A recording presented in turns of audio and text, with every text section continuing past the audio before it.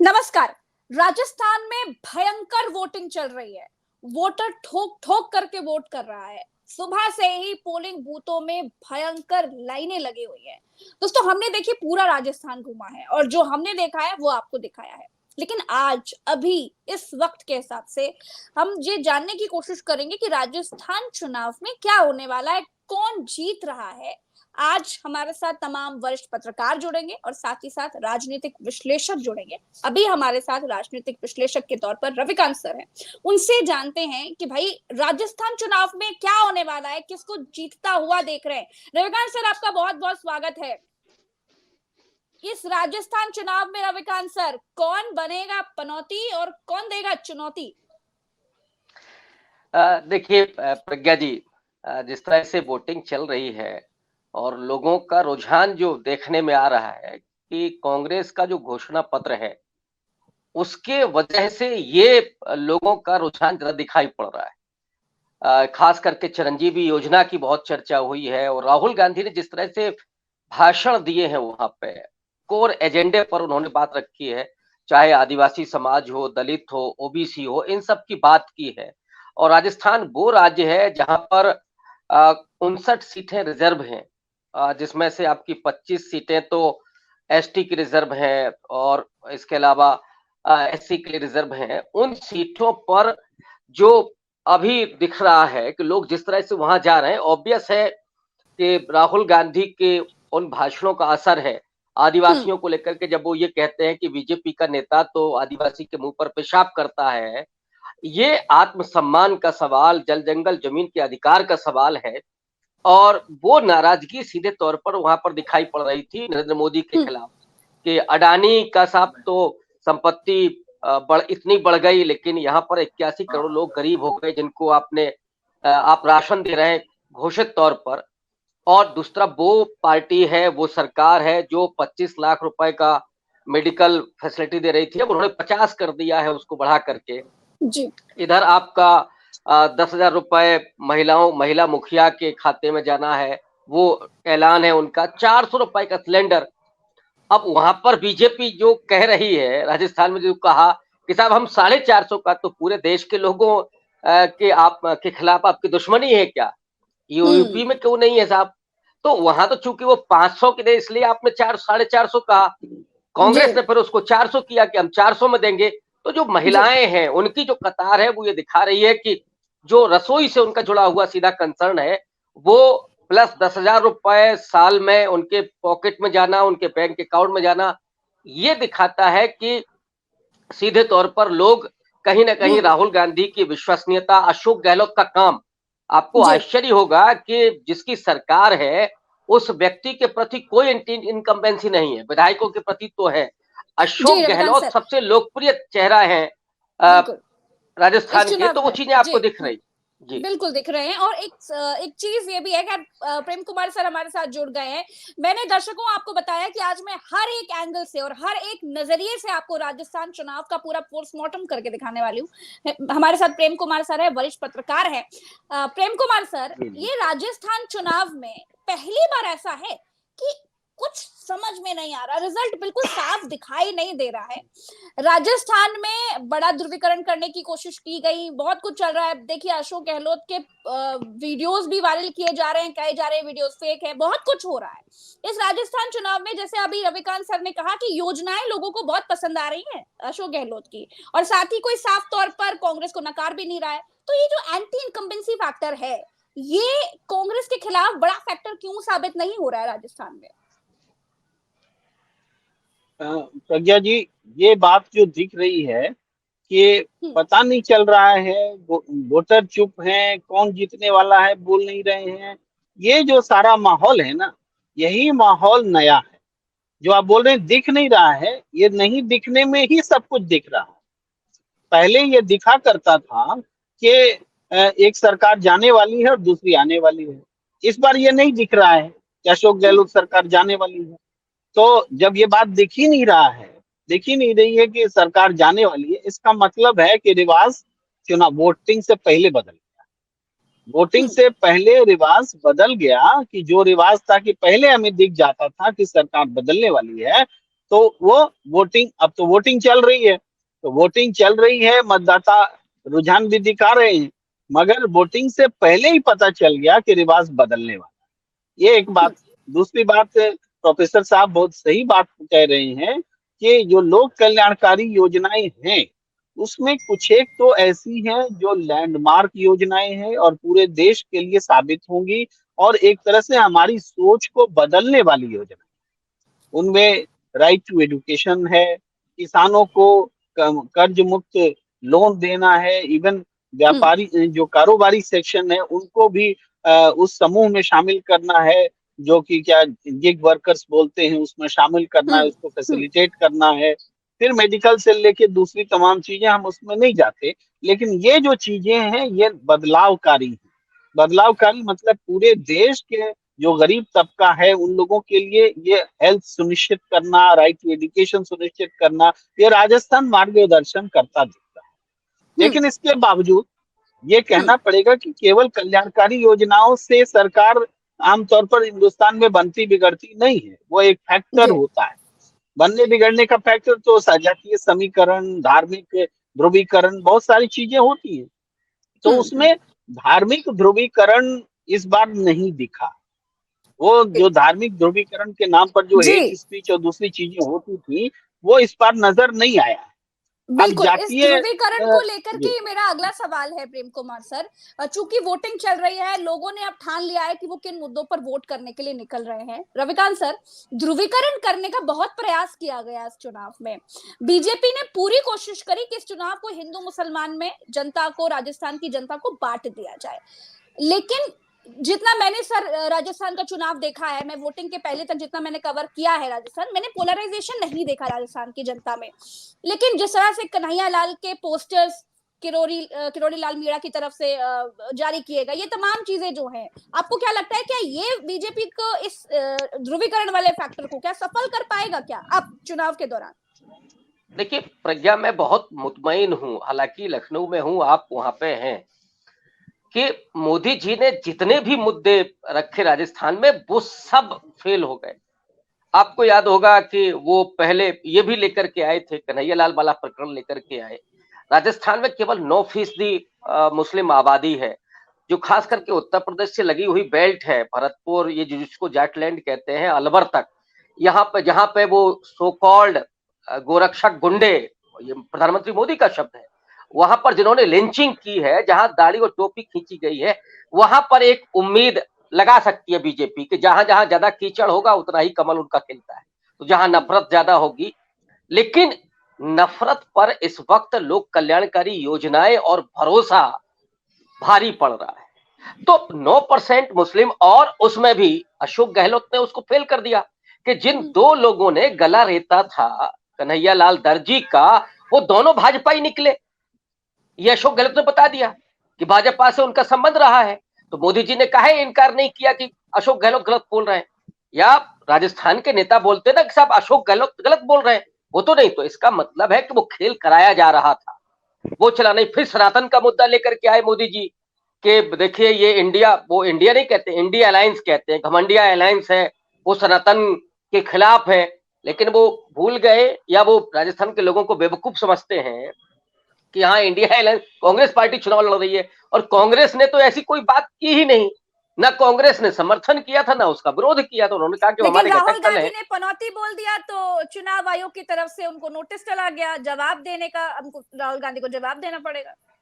देखिए ये पनौती शब्द पर नोटिस नहीं है, ये उस तकलीफ पर नोटिस है जो राहुल गांधी ने धो धो के उसको एक्सपोज किया है। मोदी जी ने जितने भी ब्रांड अपनी की थी, ओबीसी चेहरा, तो पूरा नकाब उतार दिया राहुल गांधी ने कि अगर ओबीसी है तो ओबीसी के लिए कुछ कर दीजिए भाई, उनकी जाति ही बता दीजिए, जनगणना कर दीजिए। वो आपने किया नहीं। आप बोलते थे कि चाय बेचने वाले गरीब आदमी हैं, और दिन में आप तीन बार ड्रेस अपनी बदलते हैं, 16,000 करोड़ के हवाई जहाज में चलते हैं, 8 करोड़ की गाड़ी में चलते हैं, लोगों से मिलते नहीं है। मोदी जी हर जगह अपना रिश्ता निकालते हैं। देखिए मीराबाई द्वारका में, कृष्ण भगवान द्वारका में, लेकिन उनका रिश्ता कभी गरीब से नहीं निकलता, कभी किसी मजदूर से नहीं निकलता रिश्ता, उनका रिश्ता कभी उस बेरोजगार से नहीं होता है, कभी जो भुखमरी में है उससे रिश्ता नहीं होता है मोदी जी का। और राहुल गांधी जो कुलियों से मिलते हैं, किसानों से मिलते हैं, नौजवानों से मिलते हैं, मिस्त्रियों से मिलते हैं, तो पूरे तरीके से तो मोदी जी का ब्रांड का एक बाट लगा दी उसकी। अब बचा क्या है मोदी जी के पास? तो वो आपका हिंदुत्व का एजेंडा सारा कुछ फेल हो गया है, इसलिए पनौती का मामला आया है। लेकिन कांग्रेस बहुत एग्रेसिव पॉलिटिक्स कर रही है इस समय। जो सबसे खास चीज है कि उसने बिल्कुल तय कर लिया है, तो वो पनौती पर भी आ गए, वो भी अपनी अच्छा, पहली बार ऐसा देखने को मिला है कि राहुल गांधी भी ईंट का जवाब पत्थर से देने के लिए आगे आ गए। पूरी की पूरी पार्टी इसके लिए तैयार है। और जो लोग पनौती से घबरा गए हैं, आपको याद होगा कि जब चौकीदार चोर कह दिया था मोदी जी ने, तो सारे भक्त मैं भी चौकीदार, अब ये क्यों नहीं लिखते हैं कि मैं भी पनौती? ये कैंपेन चलाना चाहिए बीजेपी के भक्तों को, मैं भी पनौती, मैं भी, टैग करना चाहिए उनको। रविकांत सर, एक चीज और भी है जो इस राजस्थान चुनाव में हमको देखने को मिली है कि बीजेपी ने प्रधानमंत्री मोदी के नाम पर चुनाव लड़ा है, लेकिन उनके बजते हुए डंके के नाम पर चुनाव नहीं लड़ रहे हैं। राजस्थान में कन्हैया लाल के पोस्टर्स पर चुनाव लड़ रहे हैं। ये क्या चीज है रविकांत सर? देखिए, मोदी जी का जो ब्रांड था वो तो खत्म हो चुका है। कन्हैया लाल पर कैसे लड़ेंगे आप? वो लोगों को केवल गुमराह करने के लिए है, और ये टेस्टिंग भी है। फिर आप आते हैं यहाँ मथुरा, चले आते हैं मथुरा से वहां राजपूत साधने की कोशिश कर रहे हैं। राजस्थान में 4 बड़ी मजबूत प्रभावशाली जातियां हैं, जिसमें गुर्जर है, जाट है, मीणा है और राजपूत है। तो आप मीराबाई के नाम पर वहां राजपूत को प्रभावित करना चाहते हैं, और मथुरा में आकर के एक नया ध्रुवीकरण करने की कोशिश कर रहे हैं। वो चल नहीं रहा है। ये देखिए प्रज्ञा जी, हर एजेंडे का, जिसको कहते हैं ना, काठ की हांडी बार बार नहीं चढ़ती। लोग समझ चुके हैं ना कि आपने जो हिंदू मुसलमान के नाम पर हमारा ध्यान भटकाया, और अडानी जी तो जेब साफ कर रहे थे, बच्चों को मिला क्या? किसी को नौकरी मिली क्या? उन नौजवानों ने जिन्होंने पहली बार वोट किया देशभक्ति के नाम पर, उन शहीदों के नाम पर, और उनको मिला क्या? बेरोजगारी। राहुल गांधी इस बात को कह रहे हैं, तो बेरोजगारी आप देंगे, और इधर जो कांग्रेस पार्टी दे रही है वहां पे, इनका था कि हम मकान देंगे, प्रधानमंत्री आवास योजना, वो गारंटी दे रहे हैं 2.5 लाख मकान की गारंटी, 2.5 लाख नौकरियां, सरकारी नौकरियां। और वरुण गांधी ने पिछले दिनों कहा 1 करोड़ सरकारी नौकरियां सब खाली है, क्यों नहीं भर रहे हैं मोदी जी? 1 करोड़ पोस्ट खाली है, क्यों नहीं भर रहे? सवाल तो ये है। तो क्या लोग अब नहीं समझ रहे? अब समझने लगे हैं। वो जो अफीम चटाई गई थी, उसका नशा उतर चुका है। लोगों का दुख, लोगों के रोजगार, ये सवाल ज्यादा महत्वपूर्ण हो गए। जी जी, प्रेम कुमार सर, इधर मैं इस वक्त ना जयपुर में बैठी हुई हूँ। यहाँ एक बड़ी मजेदार चर्चा चल रही है।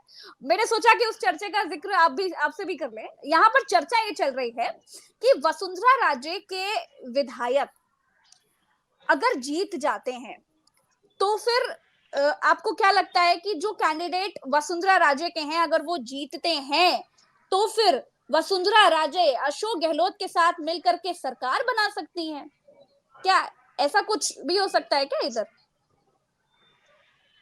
देखिए, ये जो गॉसिप है प्रज्ञा जी, बहुत पहले से है, लेकिन किसी पार्टी को छोड़ना और किसी दूसरी पार्टी में शामिल होना, ये एक बहुत बड़ी प्रक्रिया है आज, उसमें बड़ा खेल होता है, और उतनी बड़ी कीमत देने के लिए यहाँ कांग्रेस बैठी है क्या? ये प्रेम कुमार सर, वाकई ये चर्चा यहाँ पर चल रही है कि अगर वसुंधरा गुट के विधायक ज्यादा से ज्यादा जीत जाते हैं, तो वसुंधरा राजे अशोक गहलोत के साथ मिलकर के सरकार बना सकती हैं। और एक और भी चर्चा चल रही है, उसके बारे में जिक्र करूंगी आपसे।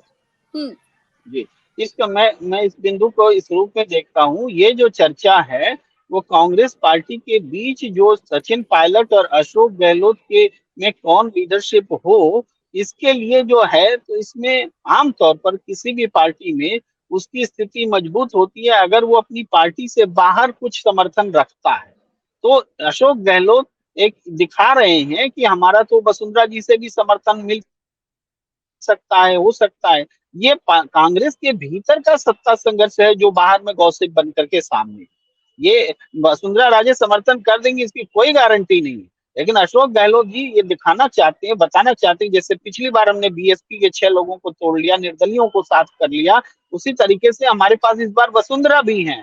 तो सत्ता संघर्ष में वो सचिन पायलट को ये दे सकते हैं। ये लेकिन ये चर्चा का समय जो है वोटिंग के बाद होगा। आज तो वोटिंग चल रही है मिश्रा जी।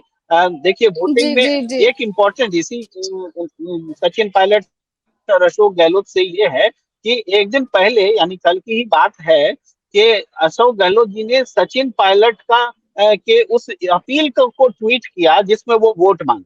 अब समझिए कितनी बड़ी बात हो गई।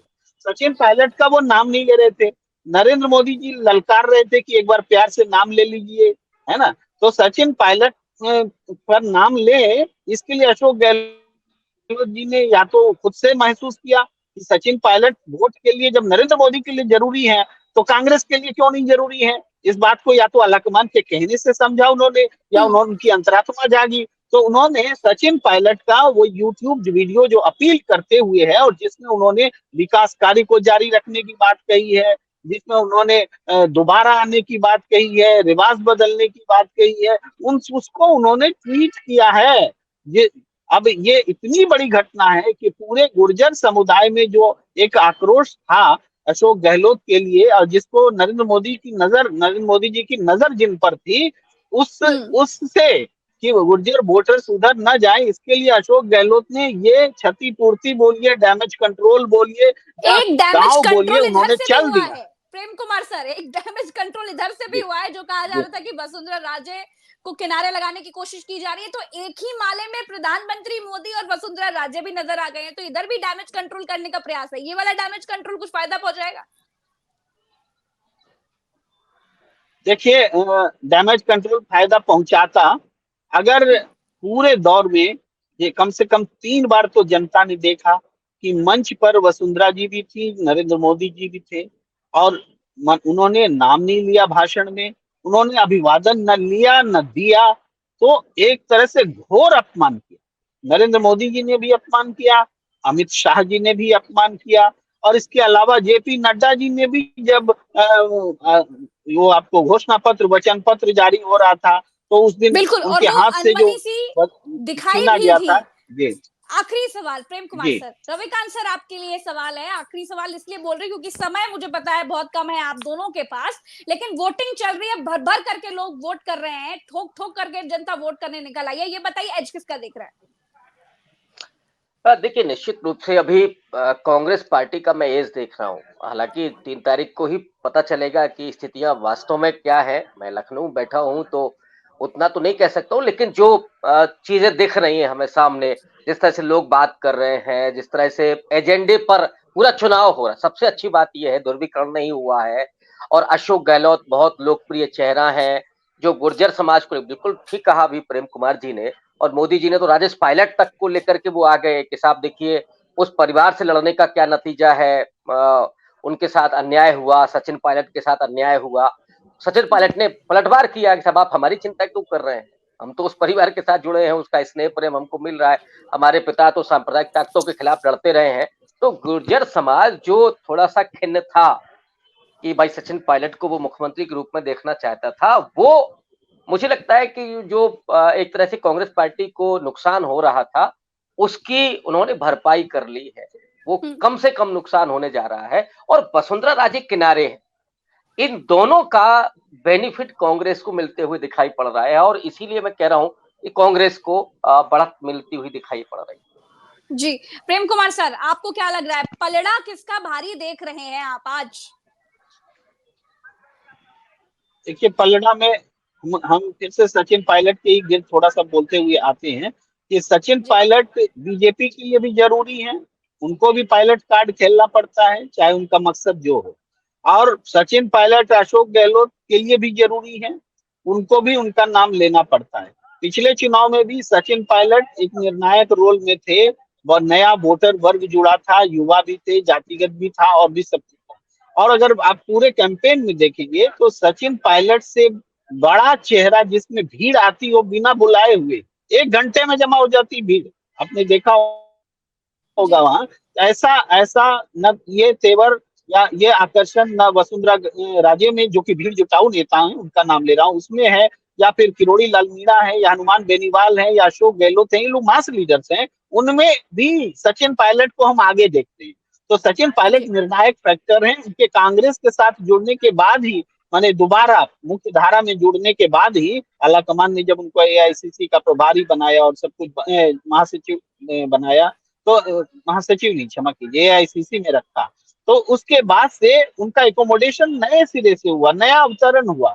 और अब दोनों में जब हाथ मिला मिली हो गया राहुल गांधी के मौजूदगी में, उसके बाद से तो ये बहुत बड़ा प्लस पॉइंट कांग्रेस के पास आया। संगठनात्मक रूप से संगठन जागी, और ये जो तेवर देख रहे हैं जिसमें कि अशोक गहलोत ने राजस्थानी बनाम गुजराती का जो कॉन्सेप्ट रख दिया, ये कैसे नरेंद्र मोदी जी ने उनको कहा था 2017 में कि मारवाड़ी और गुजराती की, अगर मारवाड़ी यहाँ वोट लेगा तो गुजराती कहा जाएगा। तो अशोक गहलोत ने बड़ा संभलते हुए कहा कि मैं तो ऐसा नहीं बोल सकता। ये बोलते हुए उन्होंने सब कुछ कह दिया, और पूरा चुनाव राजस्थानी बनाम गुजराती हो चुका है कि दो गुजराती यहाँ वसुंधरा को भी हटाएंगे और अशोक गहलोत के भी हटाएंगे। ऐसे चलेगा या क्या होगा? ये गुजराती अस्मिता का सवाल खड़ा हो गया है, इसीलिए कांग्रेस को एज। जी, बहुत बहुत शुक्रिया प्रेम कुमार सर, बहुत बहुत शुक्रिया रविकांत सर। तो भाई हम आपको इस राजस्थान इलेक्शन का एक एक रंग दिखा रहे हैं। आपको करना बस ये है कि हमारे साथ जुड़े रहना है और हर एक नजर और हर एक नजरिए से देखना है कि राजस्थान इलेक्शंस में क्या कुछ होने वाला है। अब अगले इतना ही, नमस्कार, जय हिंद।